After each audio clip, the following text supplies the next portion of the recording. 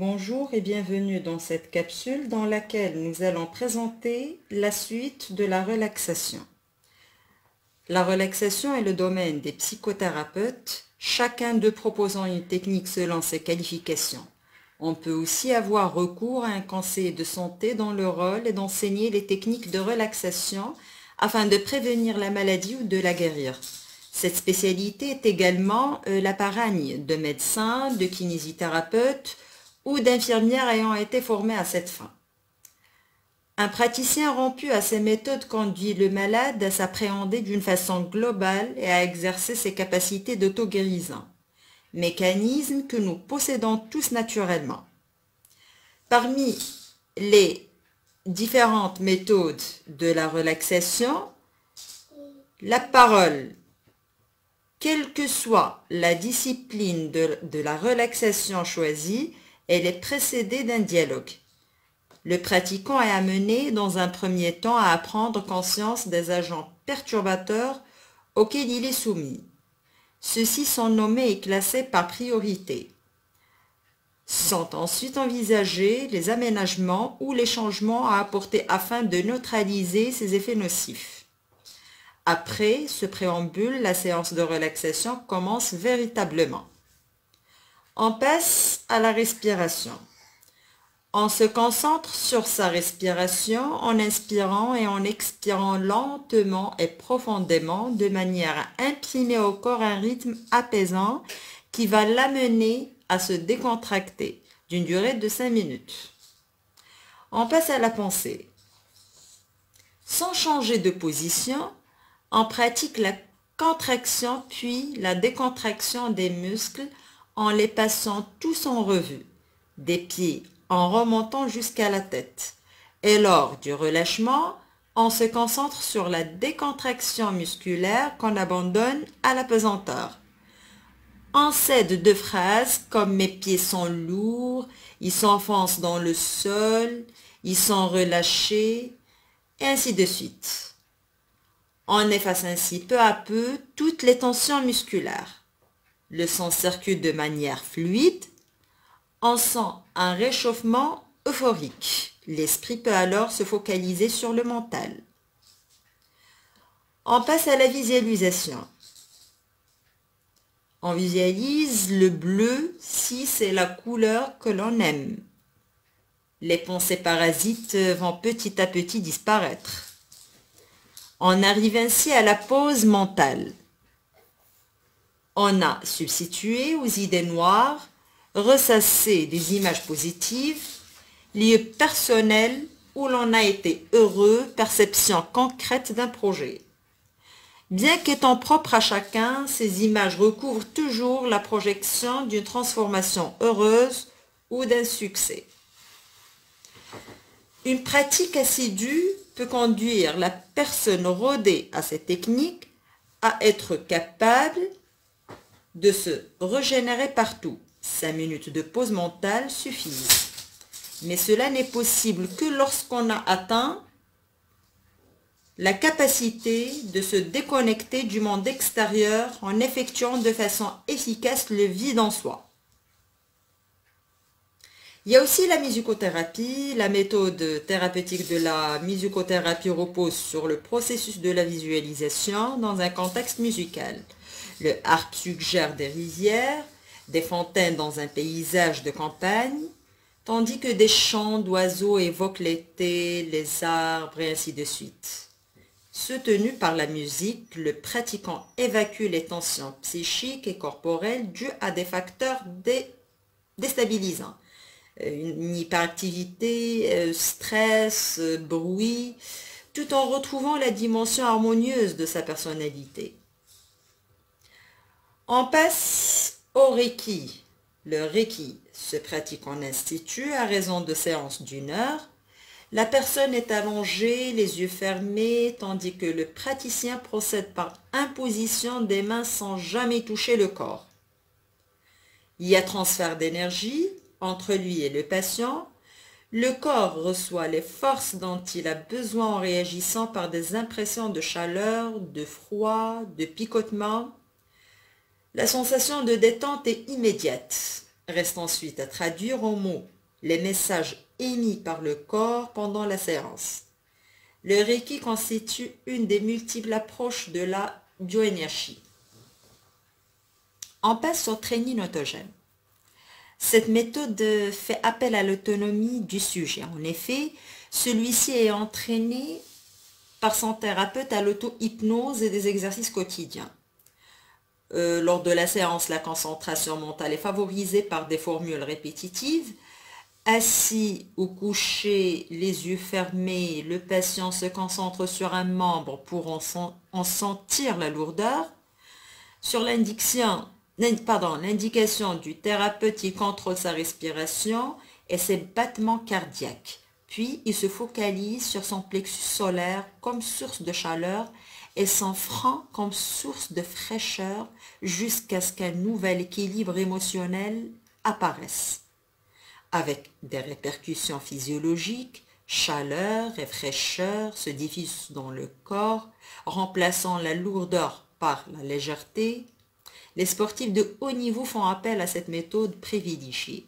Semble la solution idéale, c'est le lâcher-prise.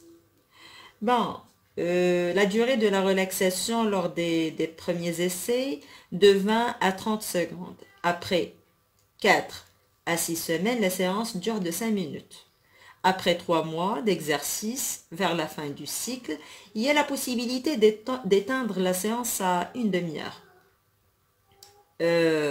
Cette méthode comporte deux cycles, l'inférieur et le supérieur. Nous ne développerons pas ce cycle supérieur qui est en réalité une psychothérapie.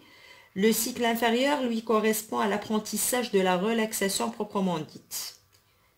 Il est composé d'un certain nombre d'exercices, des stades qui permettent de parvenir à la détente et d'obtenir une déconnexion générale de tout l'organisme. On passe à la relaxation progressive de Jacobson, appelée méthode analytique.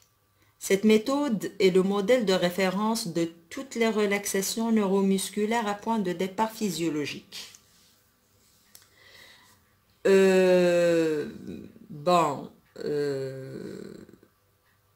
de demander le patient de s'installer confortablement, assis ou couché, et de prendre conscience des points de contact entre son corps et la surface où